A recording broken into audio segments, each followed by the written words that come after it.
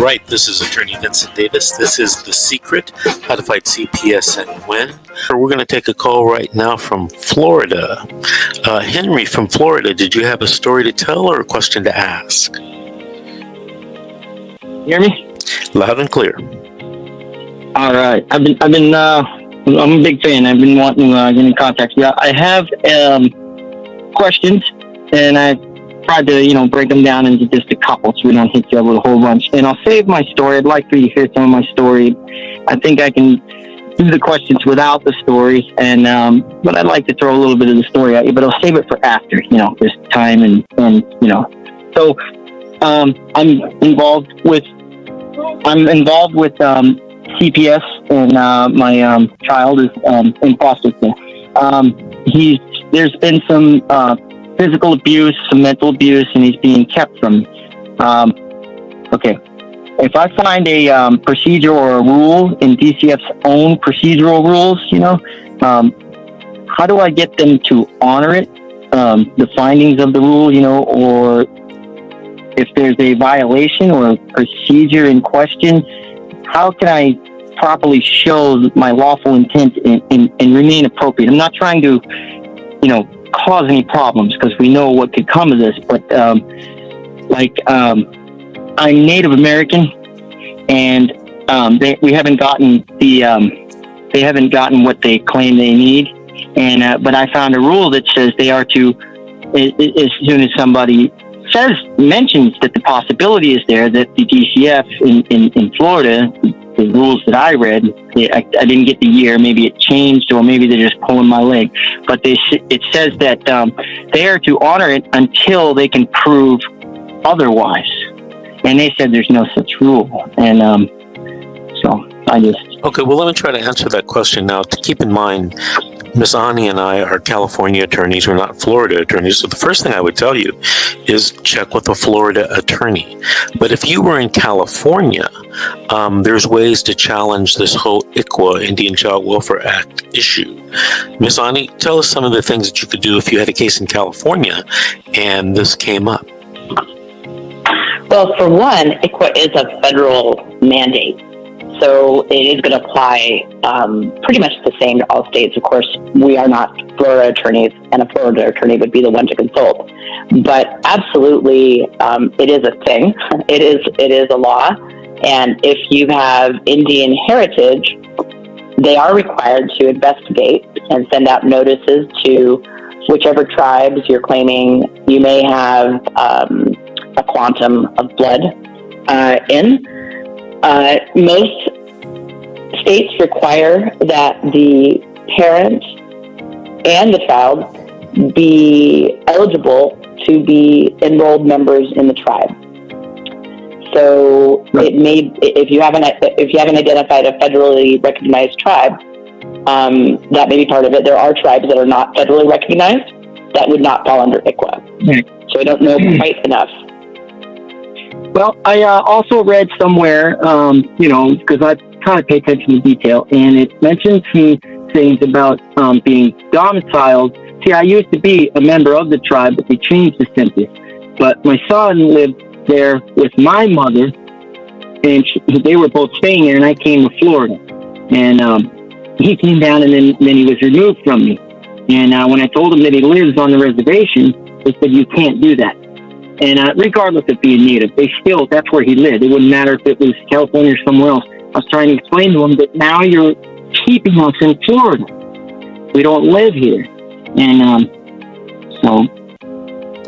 but the question was in regards to any rule. It wasn't, I just was using, that's the first thing that came to my mind. Plus, maybe I get some insight on it. But, any type of rule or something I feel like they're violating, I didn't know if there was a hint on how to present that without causing a problem, because if I get a chance to tell you my story, there's a lot coming at me on this, and I'm not trying to... And ICWA is one of those things that if it's done improperly during the trial, the appellate court often will send the entire case back to the start in order to comply with the ICWA laws.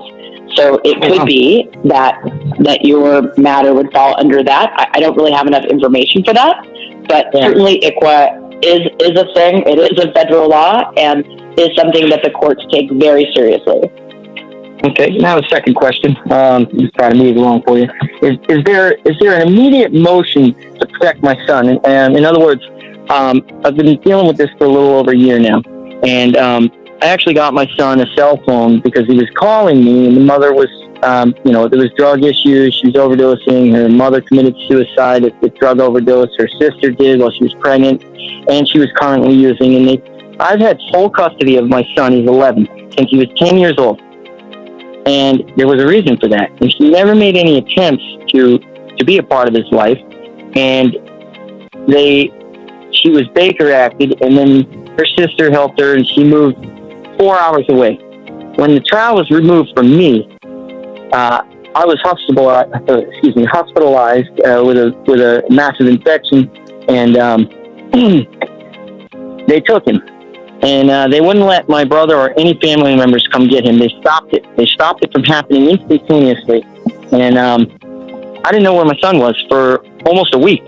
And they were holding proceedings. They were holding trials. And I had no idea what was going on. It took me a long time to figure anything out. I was freaking out. And they were signing my names to stuff. And he had already been moved out of the county, moved into a foster care, and from the foster care to an aunt, and I had no clue. I didn't sign anything, but I found him, and then they placed him with the mother, and she was, a first-time mother, and obviously we know what happened. I'm not going to go that far, but she relapsed, and my son called me. There was several emergencies, and he's basically DCF is enforcing and they're not doing anything about this, and they're allowing it. And every time I try to hold on, Henry, because we're moving towards. I'm sorry, I jumped around. Moving towards our top of the hour break. What is the second question? Oh man, what is the second question you wanted to ask us? Okay, how can I protect my son? It doesn't seem like there's anybody to call, and actually. He's being abused. He actually wanted to write a letter to the Senate saying he's been kidnapped, and then they stopped all communication with me and him and said I told him to say that. I didn't tell him to say that. And they need to look into it. Let me answer the question. Okay, remember, we're California lawyers, not Florida lawyers. Oh.